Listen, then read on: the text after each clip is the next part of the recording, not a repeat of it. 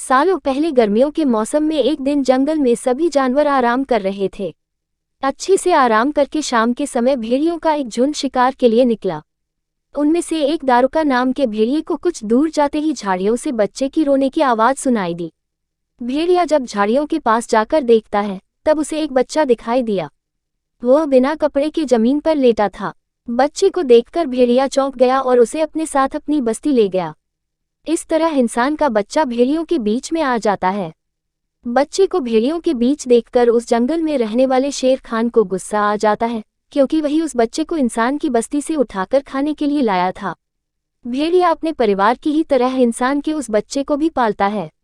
उसके परिवार में कुछ छोटे भेड़िए और उनकी माँ रक्षा थी। रक्षा ने उस बच्चे को मोगली नाम दिया। मोगली को एक परिवार मिल गया और वह भेड़ियों को अपना भाई बहन समझकर उनके साथ रहना लगा। दारुका ने भी अपनी पत्नी रक्षा को बता दिया था कि इस बच्चे को शेर खान की नज़रों से बचाकर रखना, क्योंकि वो बच्चे को खाना चाहता है। रक्षा इस बात का पूरा ख्याल रखती थी। वो अपने बच्चों और मोगली को कभी भी अपनी नज़रों से दूर जाने नहीं देती थी। एक तरफ कुछ समय बीतने के बाद जंगल में रहने वाले सभी जानवर मोगली के बहुत अच्छे दोस्त बन गए। दूसरी तरफ शेर खान दूर से ही मोगली पर नज़र गड़ाए रखता था। वह मोगली का शिकार करने के लिए उचित समय के इंतजार में था। भेड़ियों के झुंड का नेतृत्व एक बुद्धिमान भेड़िया कर रहा था। उस दल में बल्लू नाम का भालू और बगीरा नामक एक पैंथर भी था। सभी एक जगह एकत्रित होकर मोगली को लेकर बातें करने लगे। उनका कहना था कि हमें मोगली को भेड़िए की तरह ही पालना होगा। इस पर झुंड का सरदार अपने साथी बगीरा और बल्लू को बोलता है कि तुम दोनों मोगली को जंगल के नियम कानून सिखाओगे, साथ ही मोगली की रक्षा भी करोगे। इस तरह मोगली को जंगल में रहते रहते 1 साल बीत जाता है। मोगली धीरे धीरे करके बड़ा होने लगा और उसके बड़े होने तक बल्लू और बगीरा मोगली को सारे नियम कानून के साथ ही खुद की रक्षा करने का तरीका भी सिखा देते हैं। मोगली बड़े होने तक कई जानवरों की भाषा सीख जाता है। साथ ही वह आसानी से पेड़ों पर चढ़ना, नदी में तैरना व शिकार करना भी सीख गया। बगीरा ने मोगली को इंसानों द्वारा बिछाए फंदे और जाल से दूर रहने और जाल में फंसने के बाद उससे बाहर निकलने के तरीके सिखाए। एक दिन समूह में रहने वाला एक भेड़िए का छोटा बच्चा शिकारियों के बिछाए जाल में फंस जाता है। उस फंसे हुए भेड़िए को शेर खान खाना चाहता था। तभी शेर खान से पहले मोगली वहां पहुंचकर नन्हे भेड़िए को बचा लेता है। शेर खान को ये सब देखकर बहुत गुस्से आ जाता है। फिर शेर खान कुछ दिनों बाद मोगली को पकड़ने की कोशिश करता है, लेकिन वो उसे पकड़ नहीं पाता। गुस्से में शेर खान फैसला लेता है कि वो मोगली को पकड़ने के लिए बंदरों की सहायता लेता है। सारे बंदर जंगल के दूसरे हिस्से में रहते थे। वो सारे बंदर काफी खतरनाक थे। शेर की बातें सुनकर बंदरों का राजा मोगली को पकड़ने के लिए तैयार हो जाता है।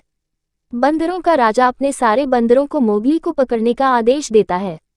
1-2 दिन कुछ बंदर मोगली पर नजर रखते हैं और सही समय मिलते ही मोगली का अपहरण करके उसे घने जंगल से घिरे एक पहाड़ पर ले जाते हैं। मोगली सोच रहा था कि उसके पहाड़ में होने की बात बगीरा व बल्लू को पता चल जाए। तब उसे आसमान में उड़ता हुआ एक चील दिखाई दिया। मोगली उस चील को आवाज लगाकर कहता है कि तुम मेरी मदद कर दो।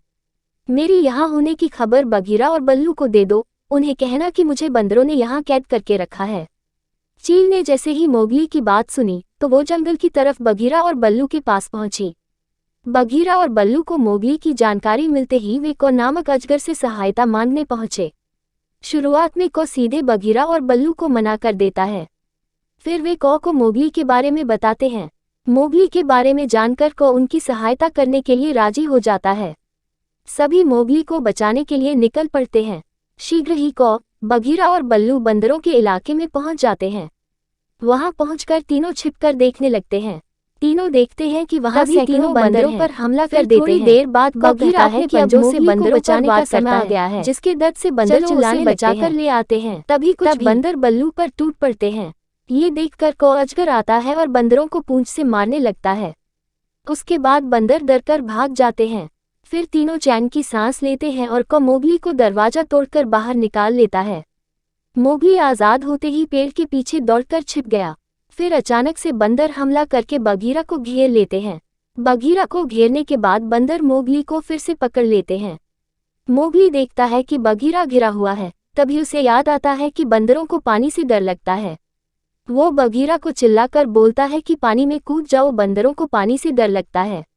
बघीरा ये सुनते ही तुरंत पानी में कूद जाता है और बंदरों के चुंगल से बाहर निकल जाता है। कुछ समय बाद मोगली बंदरों की कैद से भाग जाता है और फिर वह एक इंसानी बस्ती में पहुंचता है। उस बस्ती में पहुंचने के बाद उसे एक औरत मिलती है। उस औरत का नाम मेसुआ था, जिसका बच्चा सालों पहले एक शेर जंगल में उठाकर ले गया था। मोगली उसी औरत के साथ गांव में रहने लगता है। गांव वालों ने भी मोगली को रहने दिया और उसे जानवरों की देखभाल की जिम्मेदारी सौंप दी। कुछ दिनों बाद मोगली का भेड़िया भाई उसे गांव में देखता है। देखते ही भेड़िया सीधे मोगली के पास जाकर उसे बताता है कि शेर खान उसे मारने की तैयारी कर रहा है। मोगली जान गया था कि शेर खान उसे इतनी आसानी से नहीं छोड़ने वाला है, इसलिए मोगली ने उसे खत्म करने का एक प्लान बनाया। उस योजना में मोगली ने अपने भेड़िया भाइयों की सहायता ली। उसने भेड़िया से कहा कि शेर खान को एक घाटी पर ले आओ। शेर खान के घाटी पर पहुंचने के बाद मोगली ने दोनों तरफ से भैंसों का झुंड छोड़ दिया और खुद भी एक भैंसे पर बैठ गया। शेर खान भैंसों के झुंड के पैरों के नीचे आ जाता है।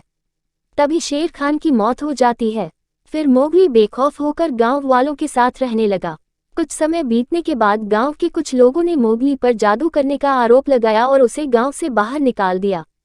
तब तक मोगली बड़ा हो गया था। वहां से निकलकर वो सीधे जंगल गया। वहां रहते हुए कुछ समय बीता ही था कि उसके भेड़िया भाइयों और बहनों की मृत्यु हो गई। वो अकेले उदास घूमने लगा। तभी उसकी मुलाकात दोबारा मेसुआ से होती है। मोगली अपनी सारी कहानी मेसुआ को बताता है। मेसुआ को यह यकीन हो जाता है कि उसके जिस बेटे को शेर उठाकर ले गया था वो मोगली ही है। मेसुआ अपनी कहानी मोगली को बताती है और फिर दोनों साथ में रहने का फैसला करते हैं। इसके बाद मोगली इंसानों की बस्ती में खुशी खुशी रहने लगता है और समय मिलने पर जंगल जाकर अपने दोस्तों से मिल लेता है। कहानी से सीख, हौसला रखने पर हर मुश्किल दूर हो जाती है। साथ ही हर इंसान को पशु पक्षियों संग प्यार से पेश आना चाहिए।